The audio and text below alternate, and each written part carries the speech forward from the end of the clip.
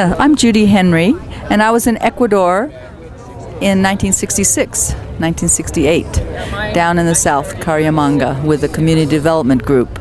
I was also arrested once because they thought I was a fraud. I was fraudulent on something, and I was under house arrest, but I think it was because the policeman kind of liked me.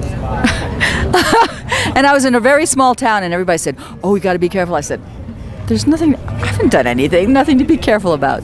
I was in a place about the size of Pecos, and it had a song I still remember that said it was the most beautiful city in Ecuador. It said, "The Perla del Continente," the symbol of honor, where all the women are gorgeous and beautiful, and I've always loved that about Cariamanga, Ecuador.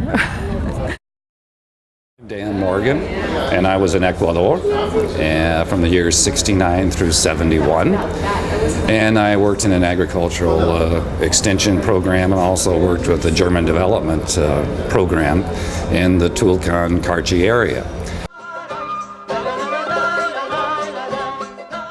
All I can say is, guess what? I survived, because back in those days, you were just kicked out the door and said, "Hey, Morgan, go to Tulcan and figure out something to do." Well, it was a very good experience for me. I learned a lot about myself, but I also made some lifelong friends, because I go back to Ecuador every 2 or 3 years to visit the friends, and I go to the weddings and all that, and we take tours. I've been back to Tulcan a number of times, and my apartment is still there. And so we have a good time. It was a great experience for me. I'm Carl Seppanen.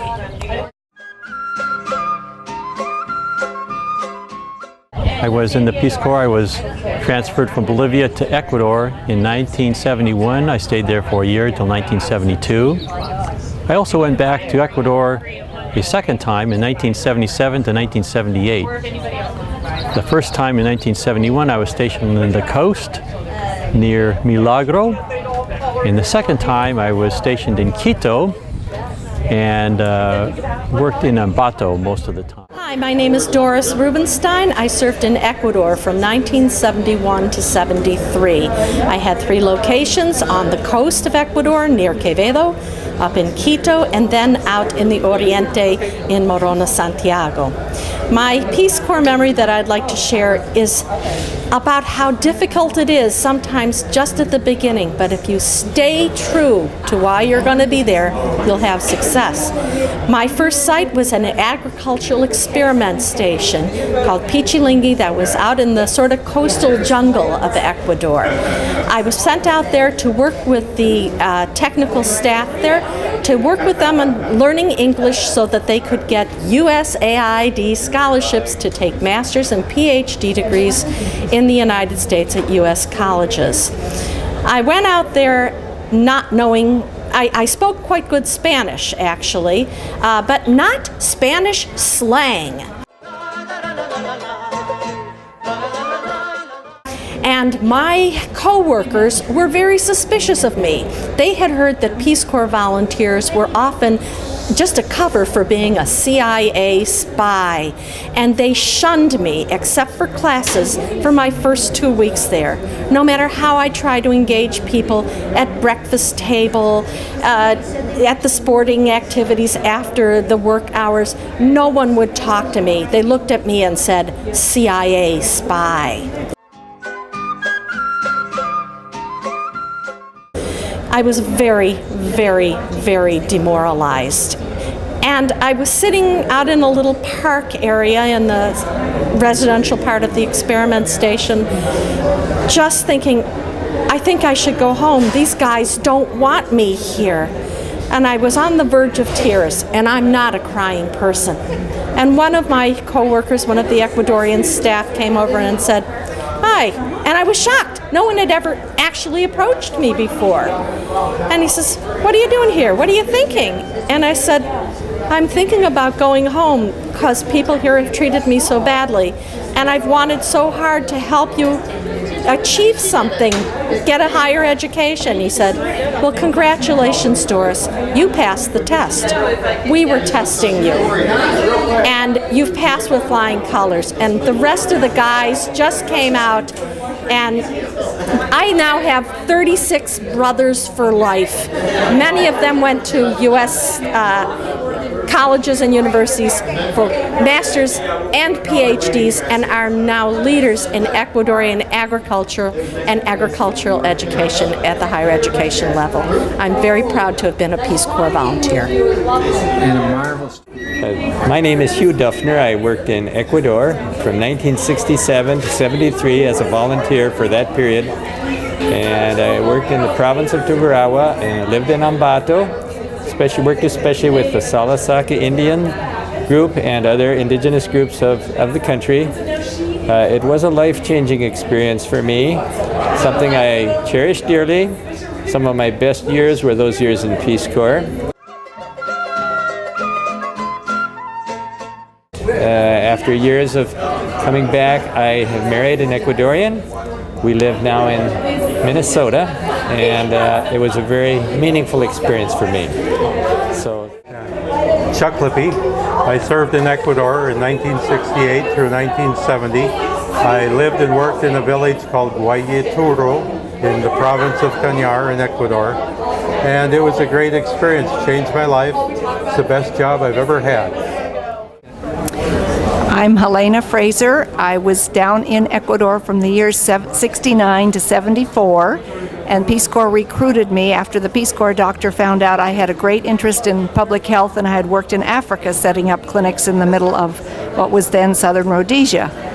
So literally one day he would teach me how to give an injection on an orange maybe, and then I would turn around and started a program all up and down the Amazon with about 12 communities involved. It was the first and only time ever, as far as I know, that anyone had tried to work with the evangelicals and the Catholics in one program.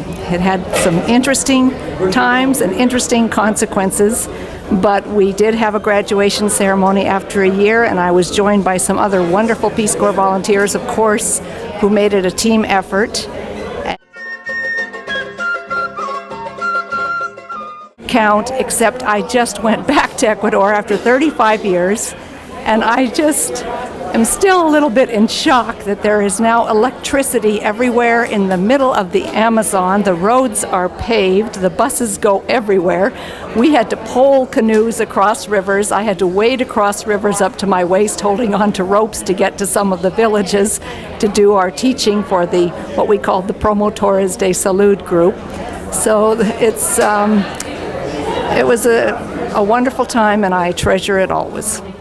Dennis Bangs, and I was in Ecuador in 1970 to 72, and the town's name was Santo Domingo de los Colorados. One of the most amazing things was the Ecuadorian counterpart, his name was Eduardo, and there was a big bunch of Peace Corps volunteers in San Domingo at that time, 3 or 4 different agricultural programs, and Eduardo was the counterpart for everybody, and he was just this fascinating character and a kind of an adventurer. And one of the most amazing things happened not long after we had been there, and I was working in the cattle program. They had a program already in existence that introduced purebred Brahman bulls into the smaller farms. And before we got there, what they would do is repay the receiving of the bull with the first offspring. And so one of the first jobs that we did was we went out with Eduardo and a couple of other people to retrieve one of these payments, and it was about 1,000-pound yearling Brahma bull that had never seen a rope. And we had to go across the river on a little cart thing on a cable, and we go through the jungle about 2 miles and get 5 people on this bull and pull him, and he chased us and we chased him to the edge of the river, and we tied him up. One person went across on this little cable car type thing, and then we sent the cable car back. Then we tied him up on the car by himself, sent him across, then took him off, and then the rest of the people came over. Then we put him in a truck and took him back to the ranch. Definitely an adventure. So that was an adventure. And you know, one of those amazing things is that just last summer in Minnesota, we had this reunion of Santo Domingo volunteers, and Eduardo showed up. He's 86 years old now, and I think he's 86. He's in his mid-80s anyway. And he looked like he aged less than any of us, because the rest of us were in our 20s 40 years ago. We all have less hair, you know, and white hair, and he's, you know, 85, 86 years old, has a little tiny bit of gray in his mustache, still really dark hair, really thin, still dances the cumbia, drinks trago, you know. It was fun.